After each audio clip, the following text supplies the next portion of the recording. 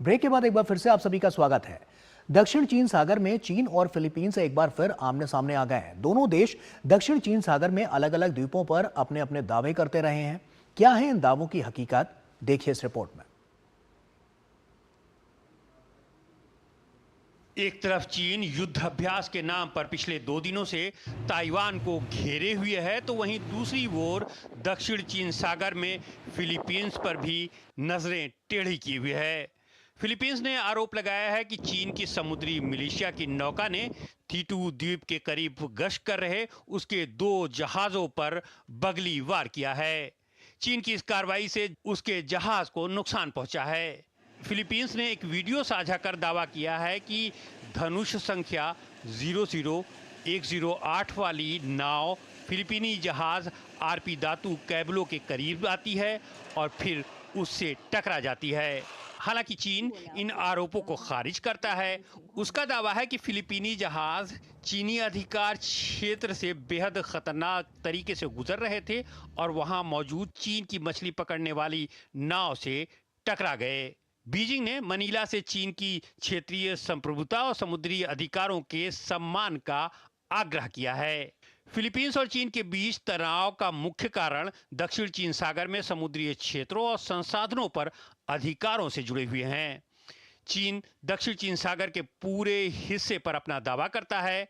इसमें फिलीपींस के अनन्य आर्थिक क्षेत्र EEZ के भीतर आने वाले इलाके, स्कारबोरो शोल, सेकेंड थॉमस शोल, थीटू द्वीप भी शामिल हैं। जबकि फिलीपींस अंतर्राष्ट्रीय कानून और विशेष रूप से समुद्र के कानून के आधार पर अपने अधिकारों का दावा करता है। हाल के महीनों में दोनों देशों के बीच समुद्र में कई टकराव देखने को मिले हैं। दोनों देश एक दूसरे पर आक्रामक युद्ध अभ्यास और जहाजों को जानबूझकर टक्कर मारने का आरोप लगाते हैं। चीन का दावा है कि फिलीपींस की कार्रवाई उसके अधिकारों का उल्लंघन करती है, जबकि फिलीपींस अपने EEZ पर अपनी संप्रभुता पर जोर देता है। अंतर्राष्ट्रीय अदालत ने 2016 में अपने फैसले में चीन के दावे को खारिज कर दिया था। इसके बाद भी चीन दक्षिण चीन सागर के अधिकांश हिस्से पर नियंत्रण का दावा करता है। वियतनाम, मलेशिया, ब्रुनेई सहित प्रशांत क्षेत्र के कई देशों के साथ उसके विवाद हैं, लेकिन हाल के वर्षों में फिलीपींस के खिलाफ उसकी आक्रामकता ने सबसे अधिक चिंता पैदा कर दी है। और इसी पर बातचीत करने के लिए हमारे साथ प्रभु दयाल जी लगातार जुड़े हुए हैं। प्रभु दयाल जी, आप ही का रुख कर रहा हूं। और जैसा कि हम देख रहे हैं कि यहाँ पर जो स्थितियां और परिस्थितियां नजर आ रही हैं, तो ऐसे में किसे सही माना जाए? चीन अपनी बात दावा ठोक रहा है और वहीं फिलीपींस अपनी बात वहां पर रखता हुआ नजर आ रहा है। ऐसे में इन दोनों के बीच जो ये आपसी मतभेद तो है ही है और साफ तौर पर ये इस दक्षिण चीन सागर में देखने को भी मिल रहा है। तो ऐसे में इसका जो सही पैमाना है उसको कैसे आंका जाए और किस तरह से ये जो पूरा मसला है इसको आप कैसे देखते हैं, और इस मसले में क्या कुछ है जिसको दर्शकों को जानना बहुत जरूरी है? गौरव, इस पूरे मसले का मूल कारण है चीन का विस्तारवाद। जैसा आपके एनालिस्ट ने अपनी कमेंट्री में कहा, चीन जो है वो पूरे साउथ चाइना सी को अपना बनाता जी, और इसी वजह से अन्य देशों के साथ उसका टकराव हो रहा। अब पहला तो जो ताइवान का मसला है, ताइवान को तो चीन बार बार ये कहता है कि ये हमारा है, ये अलग जी, जी।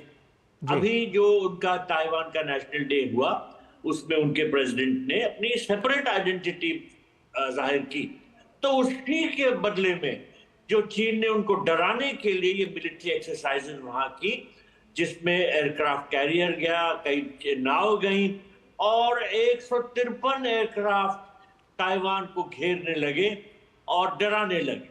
तो चीन हर तरह से ये कोशिश करता है कि ताइवान पे जाहिर करता रहे वो कि भाई तुम अलग नहीं हो, हमारा हिस्सा, हम जब चाहेंगे तुमको हथिया लेंगे। तो इससे तो तनाव पैदा हो गई और जो हो रहा है। दूसरी बात, जो फिलीपींस के साथ वो जो चीन का विस्तारवाद है जिसका मैंने शुरू में जिक्र किया था, उसी वजह से चीन और फिलीपींस का टकराव हो रहा है। और चीन जो है वो पूरे टेरिटोरियल वाटर्स को ये दिखाने की कोशिश करता है कि हमारे और जैसा हम चाहेंगे वैसा ही होगा।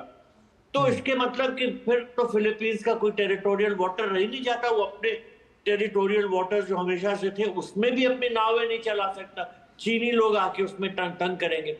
तो चीन चाहता है टकराव हो, और इसी वजह से अमेरिका और फिलीपींस के जॉइंट एक्सरसाइजेस हो रहे हैं, मिलिट्री बिल्कुल। एक्सरसाइजेस हो रहे हैं। साफ तौर पर ये दिखाने देखने को के मिल लिए रहा है कि जी प्रभु दयाल जी, साफ तौर पर ये देखने को मिल रहा है कि ये अपनी मनमानी कर रहा है चीन। तो ऐसे में इसके लिए भी क्या कोई प्रावधान है, किस तरह से इस पर नकेल कसी जा सकती है? देखिए, ये इस पे जो काबू पाना थोड़ा मुश्किल है, क्योंकि चीन की नीति में खोट है। और चीन जो है, क्योंकि वो इन सब देशों से जो अगल बगल हैं इनसे कहीं ज्यादा ताकतवर है, इसीलिए वो इन पे ये दिखाने की कोशिश करता है इनको कि हम जो है जो चाहेंगे वही होगा। मतलब बुलिंग, इसको कहते हैं सिंपल टर्म्स में, सिंपल लैंग्वेज में, कि बुली करने की कोशिश करता है। और इसमें परिवर्तन नहीं होगा, क्योंकि चीन जो है वो रोज बरोज देखिए वो ताकतवर होता जा रहा है। इसका तभी रोक हो सकता है जब देश जो है इंडियन ओशन के जितने मुल्क हैं वो साथ हो, और ये बिल्कुल। दिखाएं प्रभु दयाल कि जी, भाई इसी से तुम्हारी जुड़ा हुआ मेरा मनमानी सवाल नहीं भी था चलेगी। कि हमने देखा है कि चीन के खिलाफ एक जो स्थितियां हैं उसके अनुकूल होते हुए तमाम ऐसे देश हैं जो उसके अगेंस्ट में सामने आ रहे हैं। तो ऐसे में ये जो देश आपस में साथ मिलकर जब आगे आएंगे तो क्या चीन को चुनौती देने में और उसका सामना करने में ज्यादा आसानी होती हुई नजर आएगी? कम से कम चीन को ये संदेश तो जाएगा कि आप अपनी मनमानी नहीं कर सकते, हम सब एकजुट हैं। देखिए, जब तक सब मुल्क एकजुट पूरी तरह से नहीं होते तभी तक ये चीन की मनमानी चलेगी। अब जैसे क्वाड बना है और कई आसियान देशों के साथ हमने जॉइंट मिलिट्री एक्सरसाइजेस शुरू की हैं जी। कोशिश ही की जा रही कि क्वाड की कंट्रीज की ज्यादा से ज्यादा आसियान कंट्रीज के साथ मिलके जॉइंट एक्सरसाइजेस हो, तभी ये संदेश चीन को जा सकता है कि उनकी जो नियत है उसमें जो खोटे उसको हम रोक लेंगे, क्योंकि हम सब साथ हैं। अगर साथ नहीं रहते सब देश और ये सिग्नल नहीं जाता चीन को कि हम तुम्हारी कार्रवाई पर रोक लगाने के लिए सब एकजुट हैं, तब तक चीन इस तरह की हरकतें करता रहेगा जो उसने चाइना में कल ताइवान में मिलिट्री एक्सरसाइजेस की। लेकिन प्रभु दयाल जी, हमने देखा है कि तमाम ऐसी रणनीतियां बनी हैं जो चीन को भी सबक सिखाने के लिए लगातार बनी है। तो क्या उन पर कोई अभी एक्शन हुआ है, इस तरह की कोई त्वरित कार्रवाई की गई है जिससे कम से कम चीन को एक सबक मिल सके? देखिए, चीन को सबक सिखलाने का कहाँ सवाल उठता है। चीन जो है वो यूनाइटेड नेशन सिक्योरिटी काउंसिल में एक परमानेंट मेंबर की तरह बैठा हुआ है, और इस वजह से उसकी मनमानी होती रहती है क्योंकि उसके पास एक वीटो पावर। तो जो चीन की जो पावर है उसको कम करने के लिए ये बहुत जरूरी है कि यूनाइटेड नेशन सिक्योरिटी काउंसिल का रिफॉर्म हो और इस तरह की वीटो पावर पे कर्ब लगाया जाए। और नहीं लगाया जाएगा तो फिर इस तरह की मनमानी चीन करता रहेगा। और यूएन सिक्योरिटी काउंसिल का रिफॉर्म इतना आसान नहीं है, क्योंकि चीन जैसा देश ये खुद इसमें रिफॉर्म नहीं होने देंगे। तो ये एक समस्या दुनिया में इसलिए पैदा हो गई कि 1945 में जिस तरह से संगठन बनाया गया यूनाइटेड नेशंस का, उसमें ही गलती कर दी गई और एक चीन जैसे देश को परमानेंट मेंबर बनने की औकात, उनकी हैसियत ऐसी हो गई। तो मेरे विचार में आसानी से नहीं रोक लगाया जा सकता। फिर भी ये जरूरी है कि क्वाड कंट्रीज, आसियान कंट्रीज, हम लोग सब मिलके कर रहे और संदेश देते रहे चीन को कि तुम्हारी मनमानी को हम रोकें। निश्चित तौर पर बहुत बहुत शुक्रिया आपका प्रभु दयाल जी, हमसे जुड़ने के लिए और विस्तार से इन सभी बातों पर, इन सभी मसलों पर रोशनी डालने के लिए आपका बहुत बहुत शुक्रिया। और आइए आगे बढ़ते हैं और जाते जाते आपको बताते हैं कि अब विश्व भर की जो और तमाम जो खबरें हैं उस पर भी नजर डालेंगे, लेकिन एक छोटे से ब्रेक के बाद।